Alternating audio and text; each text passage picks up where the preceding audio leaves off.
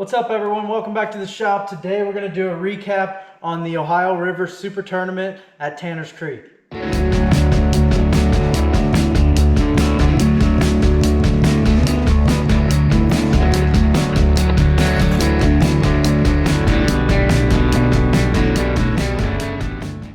Leading up to the tournament, I was sitting in second in the points, and I was only 2 points behind John Melton.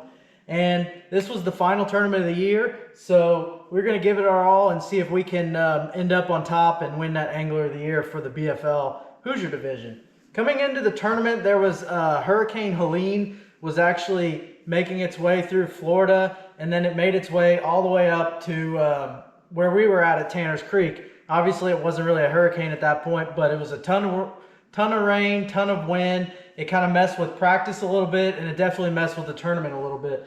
Not as much as I was expecting. Honestly, they were calling for 3 inches of rain, and I figured everything was just going to be blown out. Everybody was going to be fishing the main river. Some of the creeks were definitely still fishable. That helped out a lot. It helped spread the field out a little bit, but it was extremely tough for me. I never really figured them out. I don't know if I was in the wrong creeks or if I should have been fishing the main river from the get-go or what, but I started out in a creek and then fished another creek, and I couldn't get bit. My co-angler caught one. I had one swipe at a spinnerbait and never hooked up. Moved to the next creek and just never really got bit in there. And finally, I just fished the main river the rest of the day, and I ended up catching 2 keepers out of the main river. But I missed a couple more bites fishing the main river, but it was just, I don't know, the day just seemed dead, which was surprising to us because the way the weather was, being that the front was coming through and it was cloudy,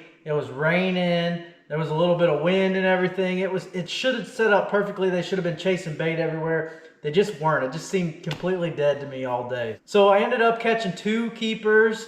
One was a really nice spot, and then I caught another largemouth that was like 13 and a half inches at the end of the day on the way in, and ended up weighing 3 pounds and 5 ounces, which was good enough for like 37th place. So not good enough to win Angler of the Year. John ended up catching them, which made me happier, honestly, because I knew that I didn't necessarily blow it. He just beat me. So he was in 5th or 7th or something after the first day, made the cut. I did not make the cut. Give it another go next year and see if we can win Angler of the Year next year. But as far as the baits that I was fishing with, I threw a spinnerbait a lot in the tournament. Other than that one that swiped at it, it didn't get hooked up. That was, I think, the only bite I had.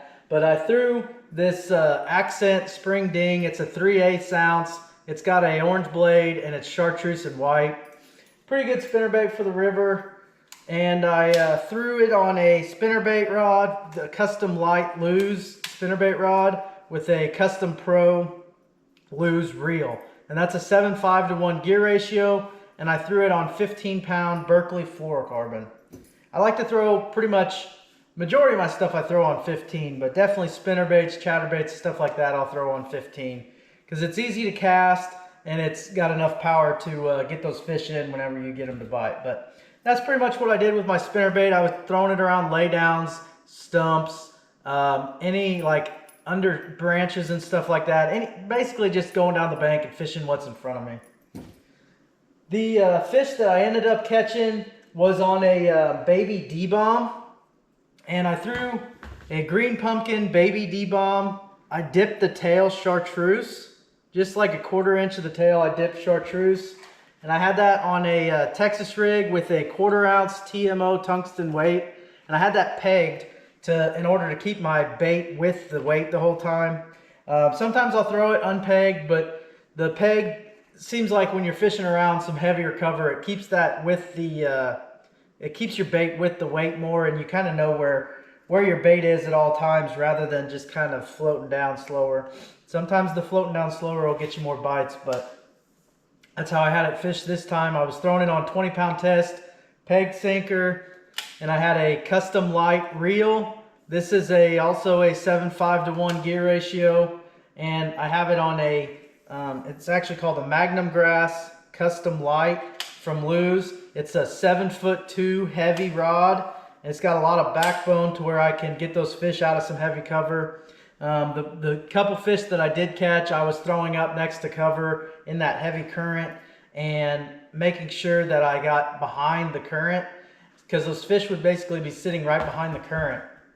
And when I throw my bait up there and it would come by them, they'd just go and annihilate it. I just didn't have enough spots to fish where I thought I could catch fish on the main river like that, and it ended up coming back to bite me. But all in all, it was a great season. Can't complain about second place in the points, but obviously I would have liked to finish first. But it is what it is. Like I said, we'll give it a go next year. I really like the schedule next year. We're going to Rough River, then Patoka, then Rocky Point, and then Monroe, and then back to Tanner's for the Super Tournament. So we don't have to go to Tanner's twice, which I really like, because I'm not really a fan of Tanner's, but it is what it is. We're going to hopefully catch some fish next year, and hopefully we can come out on top one of these years in Angler of the Year. But thanks for watching. Be sure to like and subscribe, and we'll see you guys next time.